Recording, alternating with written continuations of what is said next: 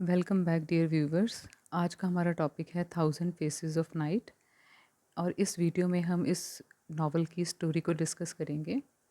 तो as you all know कि this novel has been written by Githa Hariharan and this is there in your 10th paper Indian writing in English. So this video is about the story discussion of this novel. So Githa Hariharan के बारे में आप एक बात याद रखिए कि वो एक इंडो एंग्लियन राइटर हैं जो कि इंडियन मिथ्स की हेल्प से अपनी स्टोरी को आगे एलेबोरेट करती हैं और उनकी स्टोरीज़ में बहुत इंपॉर्टेंट प्लेस है इंडियन मिथ्स का। तो same is the case with this story. इस स्टोरी में भी इंडियन मिथ्स को यूज़ किया है गीता हरिहरन ने अपने वुमेन कैरेक्टर्स को और एलेबोरेट करने के लिए। So we will start with the introduction of the characters.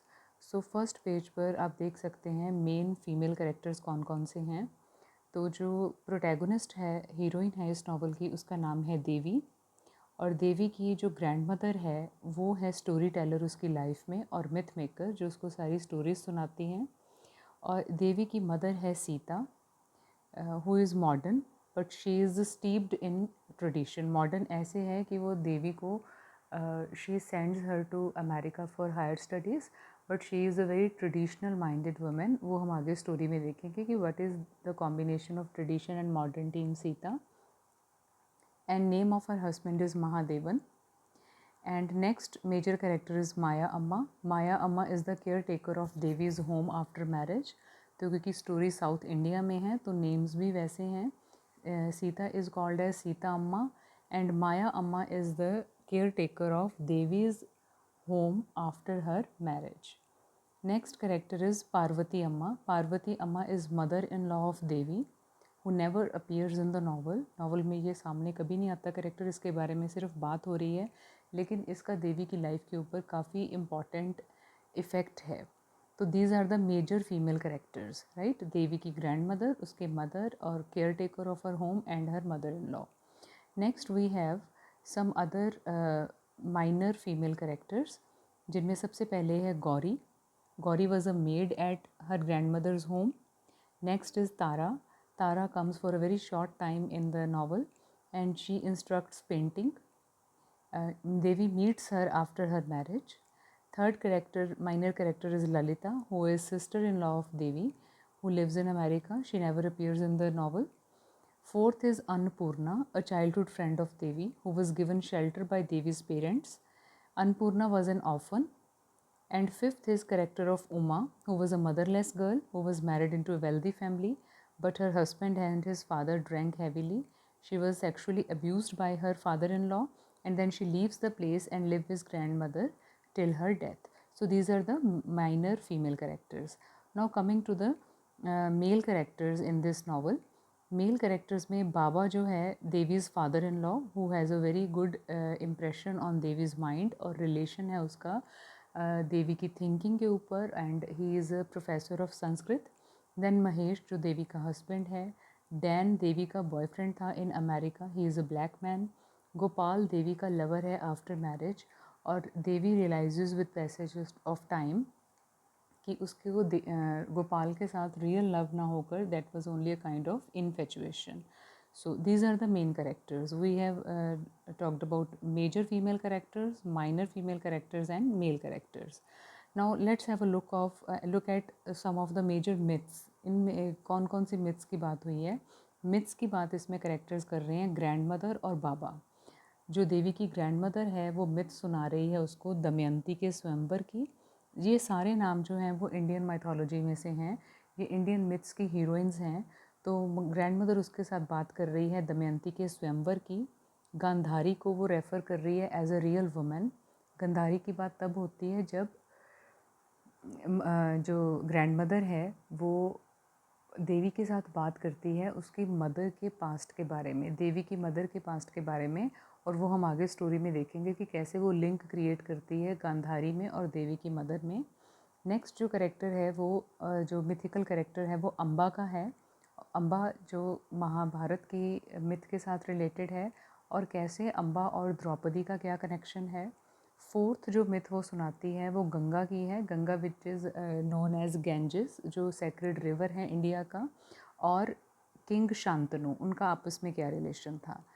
ये 4 मेजर मिथ्स जो ग्रैंड मदर सुनाती है देवी को। एंड बाबा कौन कौन सी मिथ्स सुनाते हैं? Baba is a Sanskrit professor, he is also well read in Indian myths. तो वो स्टोरी सुनाते हैं देवी को जयदेव के बारे में, जिसने गीत गोविंद लिखा था। इसमें भी कनेक्शन दिखाया उसने जयदेव और उसकी वाइफ का। सेकंड वो सुनाता है पुराण दास की मिथ, जो कि कंपोज़र ऑफ कर्नाटका हैं।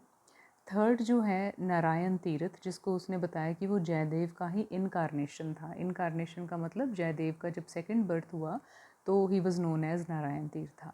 सो ये मिथ्स का हम कनेक्शन देखेंगे मैं स्टोरी में। इसके बाद मैं डिस्कस करूँगी स्टोरी, लेकिन आप करेक्टर्स को याद रखना। तो पार्ट 1 जो है उसमें देवी जो है she is in America and she receives a letter from her mother. तो पार्ट 1 में हमें पता चलता है कि देवी के फादर की ऑलरेडी डेथ हो चुकी है and she is concerned about the status of her mother in India. Mother रह रही है मद्रास में and mother wants her to come back and get married. And Devi वहाँ पर she is there in America and towards the beginning of the novel Devi कोशिश करती है कि जो उसका लास्ट डे है अमेरिका का वो बहुत ही मेमोरेबल हो। So she enjoys a lot with her friend Dan, but she is not interested in getting married with her. So she is just roaming about. वो अपने फ्रेंड के साथ घूमती है, ड्रिंक करती है, एंजॉय करती है, लेकिन क्योंकि उसको पता है कि इसके बाद she might never come to America again. She just wants to drink that full freedom, free taste of America. And when she comes back to Madras, she feels like coming back to Madras for Swayamvar because she has heard that story of Swayamvar from her grandmother. उसकी grandmother ने उसको दमयंती के स्वयंवर की story सुनाई थी, तो उसे ऐसा लगता है कि जैसे मद्रास में वापस आकर, क्योंकि उसकी मदर ने लिस्ट ऑफ प्रपोजल सिलेक्ट करके रखे हैं, तो एक के बाद एक बॉयज़ के साथ उसको मिलना है for the prospect of marriage. तो शी फील्स लाइक कि she is Damayanti and she is going to get husband of her choice. So ये उसका इम्प्रेशन है फर्स्ट जब वो मद्रास में आती है, क्योंकि उसने मिथ्स सुनी हैं, वो मिथ्स उसके माइंड में कहीं ना कहीं सेटल्ड हैं। तो यही मिथ्स उसके ड्रीम्स में भी आती हैं, राइट। तो इन ड्रीम्स में वो क्योंकि वो अपनी ग्रैंड मदर की स्टोरीज़ के थ्रू उसने इंडियन गॉड्स को, इंडियन गॉडेसेस को के बारे में सुना है, उनको वो पहचानती है। तो यहाँ पर जो उसके अंदर इम्प्रेशन है, she thinks about her self in the same terms, वो उसी टर्म्स में अपने बारे में सोचती है कि शी बिलोंग्स टू दोज। और वो अपनी मदर के साथ डिस्कस करती है वो सारे ड्रीम्स जो उसको आते हैं after listening to the stories of grandmother which is not liked by her mother. तो उसकी मदर जो सीता है उसको नहीं पसंद कि वो अपने आप को कि जो देवी है वो अपने आप को मिथ्स में अपनी लाइफ को जी रही है। सो दिस वाज द रीज़न कि वो जल्दी अपनी ग्रैंड मदर को छोड़कर वापस आ जाते हैं, because as Devi is growing old उसके ड्रीम्स बहुत ही फैंटेसी वाले, और वो खुद में, क्योंकि उसका नाम देवी है, वो अपने आप को एक गॉडेस की तरह इमेजिन करती है। और उसका एक ड्रीम है जो बहुत पावरफुल है उसकी पर्सनालिटी की अपब्रिंगिंग में, जिसमें वो अपने आप को एक गॉडेस की तरह देखती है।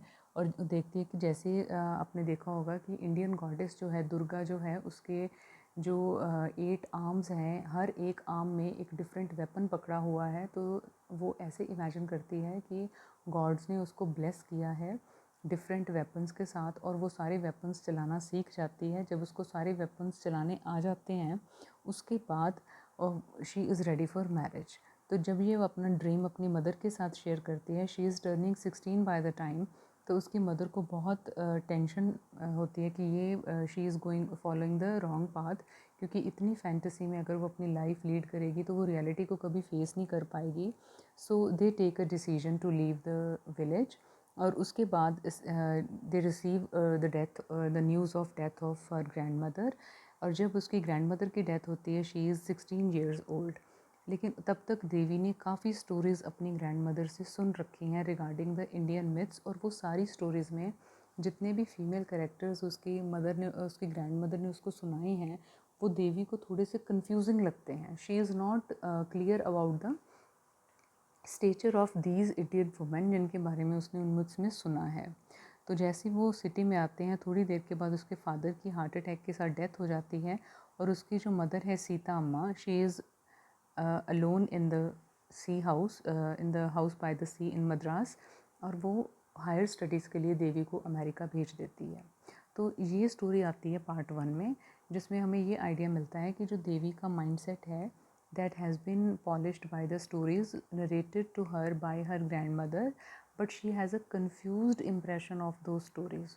वो उन स्टोरीज़ में उसको क्लियर इम्प्रेशन कुछ नहीं मिल रहा, वो और ज़्यादा कंफ्यूज है उन स्टोरीज़ को सुन के कि यहाँ पर एक्चुअली जो वुमेन कैरेक्टर्स दिखाए गए हैं, why they are behaving like that. क्योंकि जितनी भी स्टोरीज़ ग्रैंड मदर ने सुनाई हैं, वहाँ पर वुमेन के जो सिंबल है वो एक सेक्रीफाइसिंग वुमेन का आ रहा है। वो अपनी लाइफ अपने लिए लीड ना करके अपनी फैमिली के लिए लीड कर रही हैं, और almost in all these myths जो वुमेन है उनकी सफरिंग दिखाई है। तो ये बात को देखकर देवी के माइंड में कन्फ्यूजन है, she is not balanced after listening these myths. So ये पार्ट 1 की स्टोरी है। पार्ट 2 शुरू होता है जब देवी की मैरिज हो जाती है महेश के साथ। अब देवी की जब मैरिज है महेश के साथ, तो Mahesh is a very materialistic kind of person. वो अपने टूरिंग लाइफ पे रहता है, उस ज़्यादा टाइम स्पेंड नहीं कर पाता देवी के साथ। तो उनकी लाइफ में बहुत एक वैक्यूम है। तो उसके घर में 2 और कैरेक्टर हैं, माया अम्मा और Baba. Baba is father in law of Devi, जो कि संस्कृत के प्रोफेसर हैं, और माया अम्मा उनकी केयर टेकर है। माया अम्मा की अपनी लाइफ जो है वो भी बहुत ट्रबल के साथ निकली हुई है। माया अम्मा की जब मैरिज हुई, she was not at the age of puberty. वो अपनी मैरिज के बाद she receives her periods for the first time, और उसकी जो मदर इन लॉ है वो उसको बहुत she troubles her life for getting a child. और बहुत देर के बाद माया अम्मा जो है शी कंसीव्स अ बेबी, लेकिन उसका जो सन है वो इतना स्पॉइल्ड चाइल्ड दिखाया है कि he tries to hit Maya Amma, लेकिन माया अम्मा अपने बेटे को she take care of her son, और in the end the son dies a premature death. तो यंग एज में उसके सन की डेथ हो जाती है। तो माया अम्मा तब आती है देवी के इन लॉज के घर पे, और जो देवी की मदर इन लॉ है उसको वो अपनी मदर की तरह वो उसको रिस्पेक्ट करती है। अब यहाँ पर कनेक्शन शुरू होता है। देवी ने कभी अपनी मदर इन लॉ के बारे में अपने फादर इन लॉ से और अपने हस्बैंड से नहीं सुना, तो माया अम्मा इंट्रोड्यूस करवाती है देवी को उसकी मदर इन लॉ के साथ, जो कि अब उस घर में नहीं रह रही, she had left that place.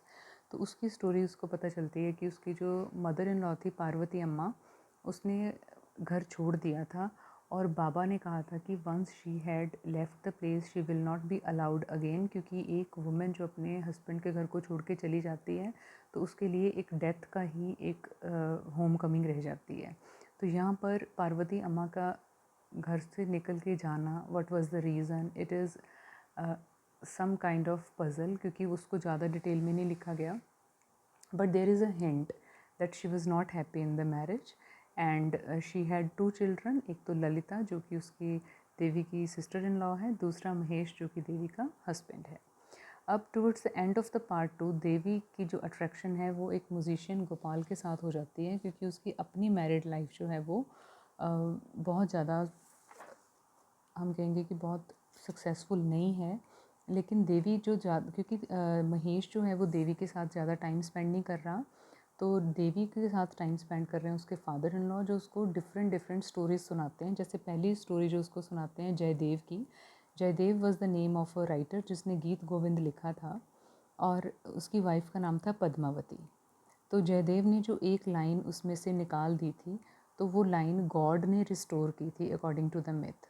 तो इस मिथिकल स्टोरी में पॉइंट ये है कि जयदेव जो करेक्टर था उसको यहाँ पर मैंने मिथ्स में मेंशन किया है जयदेव हु रोड गीत गोविंद। तो जयदेव की स्टोरी में क्या था कि जयदेव अपने जो कंपोजिशन थी गीत गोविंद उसको कंप्लीट तभी कर सके जब उसकी वाइफ ने उसका साथ दिया। और ये माना जाता है कि जो जयदेव की वाइफ थी जिसका नाम था पद्मावती, उसे भगवान कृष्ण ने दर्शन दिए थे।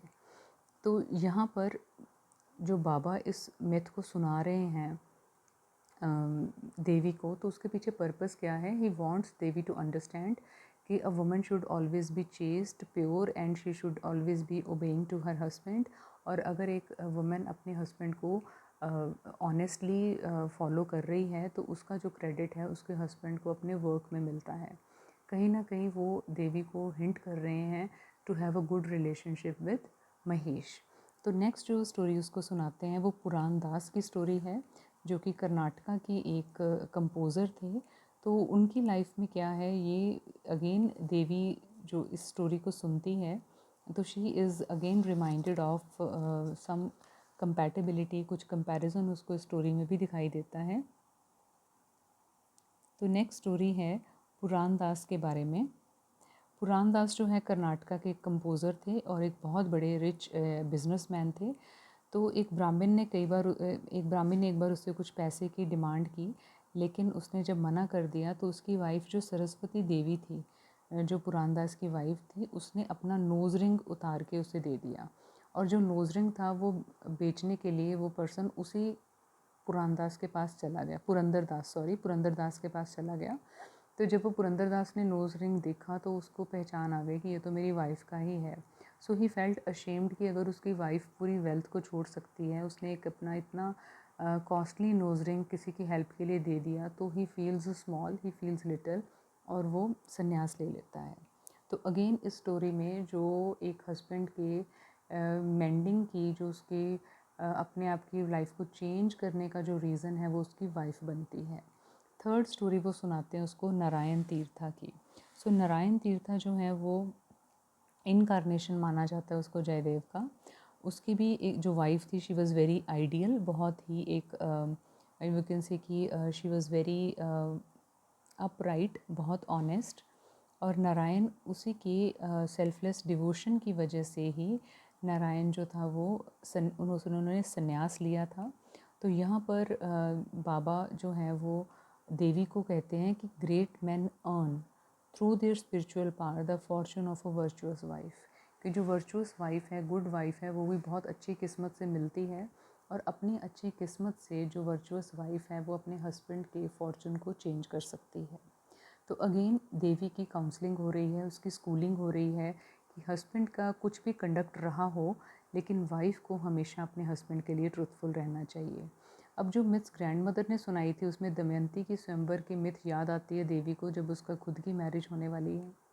नेक्स्ट गंधारी की जो स्टोरी वो उसको सुनाती है। गंधारी आपने शायद सबने सुना होगा कि महाभारत में Gandhari was wife of Dhritarashtra, और धृतराष्ट्र जो था वो ब्लाइंड था। तो गंधारी ने एक पीस ऑफ क्लोथ से अपनी आइज़ को बांध लिया था और उसने ये प्रॉमिस कर लिया था कि वो कभी भी इस दुनिया को नहीं देखेगी because his husband is blind. तो उसकी ग्रैंड मदर ने जब ये गंधारी की स्टोरी सुनाई थी तो उसने गंधारी को रेफ़र किया था एज अ रियल वुमेन। अब ये स्टोरी कब आती है, जब देवी अपनी मदर के बारे में पूछती है, क्योंकि देवी एक बहुत पुरानी फ़ोटोग्राफ में देखती है कि उसके मदर के हाथ में वीणा पकड़ी हुई है। वीणा इज़ अ म्यूज़िकल इंस्ट्रूमेंट, लेकिन उसने कभी अपनी मदर को वीणा बजाते नहीं देखा। तो फ्लैशबैक में दिखाया जाता है कि सीता जो है at the time of marriage she was very artistic kind of girl, लेकिन वो अपने सारे आर्ट के लव को भूल जाती हैं for the betterment of her family life, और अपना पूरा ध्यान वो अपनी फैमिली के सेटअप में लगा देती है। और एक बहुत ही यहाँ पर एक मूविंग सीन है जहाँ पर सीता जो है वो अपनी वीणा को अपने हाथों से उसको पूरी तरह से टीयर कर देती है। उसके जो वीणा के जो तार है, जिस इंस्ट्रूमेंट से वो बजता है, उसको वो पूरी तरह से डिमोलिश कर देती है because she doesn't want to play it again. लेकिन वो उसकी रिमेन्स को, उसके टुकड़ों को संभाल के रखती है, जो कि स्टोरी में बाद में हमारे सामने आते हैं। तो यहाँ पर गांधारी के साथ इनडायरेक्ट कंपैरिजन करके सीता अम्मा का, देवी की मदर का, ग्रैंड मदर क्या समझा रही है कि रियल वुमेन वो है जो अपने नए घर के ट्रेडिशन को, अपने इन लॉज के ट्रेडिशन को पूरे मन से एक्सेप्ट कर लेती है। Then comes the story of Amba. Amba की स्टोरी कब आती है? अम्बा की स्टोरी आती है जब स्वयंवर की बात हो रही है।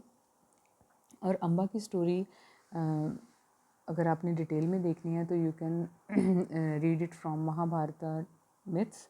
तो अम्बा, अंबिका और अम्बालिका 3 सिस्टर्स थीं जिनको भीष्म ने जीता था अपने किंग के लिए।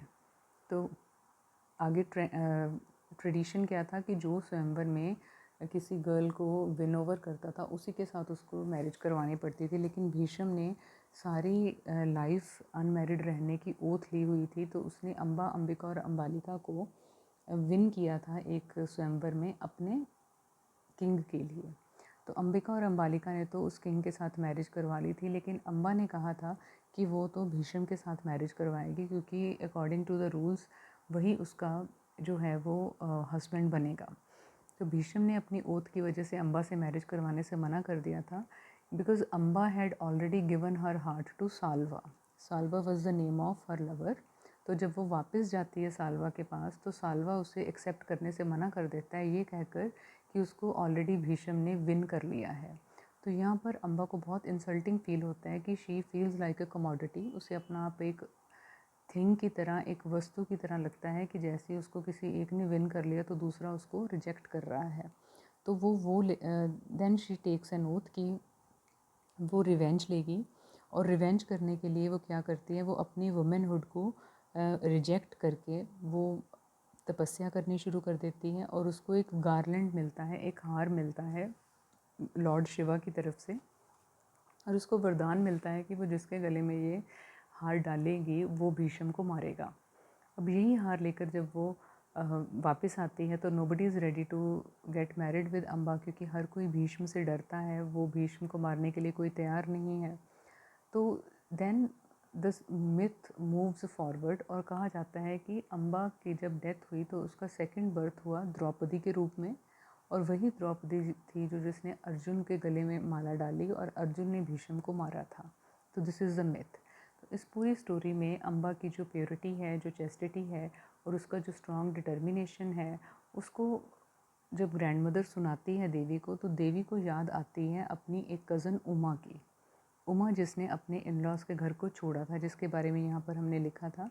तो वो कहीं ना कहीं कंपैरिजन करती है उमा का अम्बा के साथ, because both were fearless women, और उन्होंने सोसाइटी के अगेंस्ट खड़े होकर अपनी चेस्टिटी को, अपनी प्योरिटी को बनाए रखा था।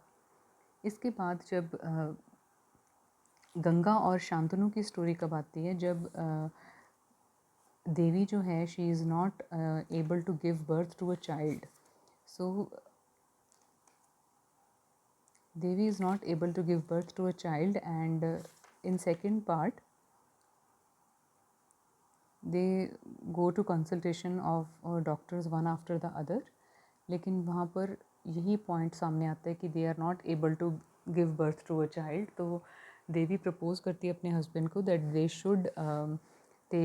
Should adopt some child, but the husband is not interested. And then towards the end of part 2 जो देवी है अपनी लाइफ से बहुत डिससेटिस्फाइड है, and she compares her life with that of Ganga. Ganga जिसने कि शांतनु के साथ मैरिज की थी, और उनका जो सन था वो भीष्म था, भीष्म पितामह, जो कि मैंने अभी आपको अम्बा की स्टोरी में जिसका नाम लिया। तो देवी को लगता है कि मदरलेस होके लाइफ लीड करना बहुत मुश्किल है, क्योंकि जो मिथ्स की उसने स्टोरीज सुनी है उसके अकॉर्डिंग जो एक मदरलेस वुमेन है, she is not respected in society. उसके सामने माया अम्मा की स्टोरी आती है, वो माया Amma is living in the same place. उसने माया अम्मा की लाइफ को देखा है कि कितने टॉर्चर से भरी हुई थी, बिकॉज उसके कोई चाइल्ड नहीं था, एंड स्पेशली चाइल्ड में भी स्पेशली द सोसाइटी वांट्स सन। तो towards the end of the second part of the novel जो देवी है उसकी अट्रैक्शन हो जाती है एक म्यूज़िशियन की तरफ, गोपाल। ये वही गोपाल है जिसकी जो सॉन्ग्स है उसकी चाइल्डहुड फ्रेंड अन्नपूर्णा गाती थी। तो अन्नपूर्णा भी जो है she was interested in songs of Gopal. अब गोपाल जो है he is handsome kind of fellow, लेकिन वो करप्ट है, क्योंकि वो कॉन्सर्ट्स अटेंड करता है, but he is also a womaniser. उसका दूसरी वुमेन के साथ भी रिलेशनशिप है। तो देवी उसके साथ रहना शुरू कर देती है। शी लीव्स हर प्लेस, जो कि थर्ड पार्ट में हमें पता चलता है कि जब सीता जो है mother of Devi, she receives a shocking letter, shocking telegram कि देवी ने उसके अपने इन लॉज के घर को छोड़ दिया है। अब सीता अपनी पास्ट लाइफ के बारे में सोचती है कि उसने अपना एक सिंगल जो उसका म्यूज़िक का शौक़ था वो अपने हस्बैंड की हैप्पीनेस के लिए छोड़ दिया था। तो शी इज़ वेरी डिप्रेस्ड कि इतनी जो सेक्रीफाइस के बाद देवी ने उसको क्या दिया। देवी ने उसको just a kind of disgrace दी है by running away from the home. तो यहाँ पर जो रिलेशनशिप है उसका गोपाल के साथ, दैट इज़ अंडर क्वेश्चन, क्योंकि जैसे ही गोपाल स्टेज पर परफॉर्म करता है, देवी को लगता है कि जो उसका म्यूज़िक है वो उसको किसी अदर वर्ल्ड में ले जाता है, and she is hypnotised by words, by music of Gopal. But in reality their life is not happy. Gopal जो है वो वुमेनाइज़र है, he is interested in more than one woman, and Devi starts feeling lonely in his company. Or one night when she is sleeping with Gopal, she is reminded of Maya Amma, Sita and herself. She thinks about her relationship uh, with how her life is compared with Maya Amma. माया अम्मा जो कि उसकी mother से भी 15 साल बड़े हैं, और जो सीता है वो देवी की मदर है. Now she thinks about the freedom in these three terms, कि माया अम्मा ने अपनी प्यूबर्टी एज से पहले उसकी मैरिज हो गई, उसने कितने टॉर्चर्स देखे लाइफ में.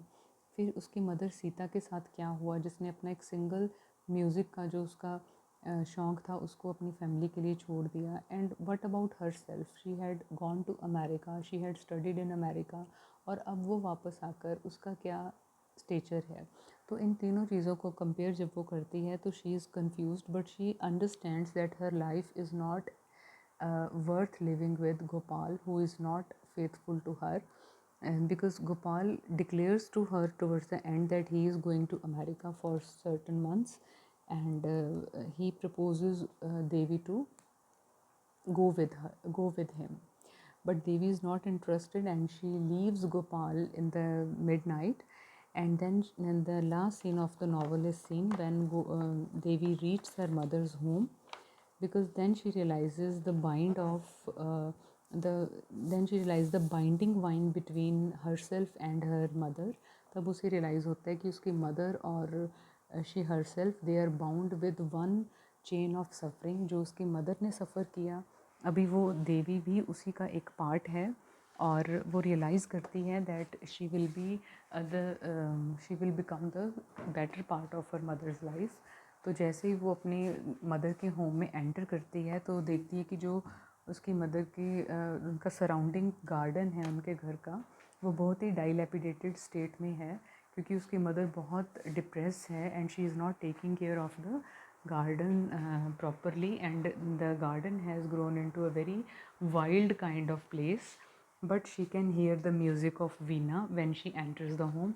It means कि उसकी मदर ने अपने म्यूज़िक के लव को रिवाइव कर लिया है, और यहीं पर नावल ख़त्म हो जाता है before she meets her mother. So there is a positive sign towards the end of the novel, that the woman starts reviving their passion, and that is a positive message thrown by the novelist. So the story is about 1,000 faces of night. Here the 1,000 faces of night are the 1,000 types of challenges faced by different characters in this novel, major and minor. जितने भी major और minor female characters हैं, कितने तरह के challenges को वो अपनी लाइफ में फेस करती हैं, and what is the outcome of that. तो ultimately they have to take the action to bring this vicious circle of suffering, right. So this was the story. I hope the video is helpful, और आपको story समझ में आई होगी. If there is any kind of confusion और doubt, you can drop your queries in the comment box, and if you like it, please don't forget to like the video and share it with your friends. Thank you so much.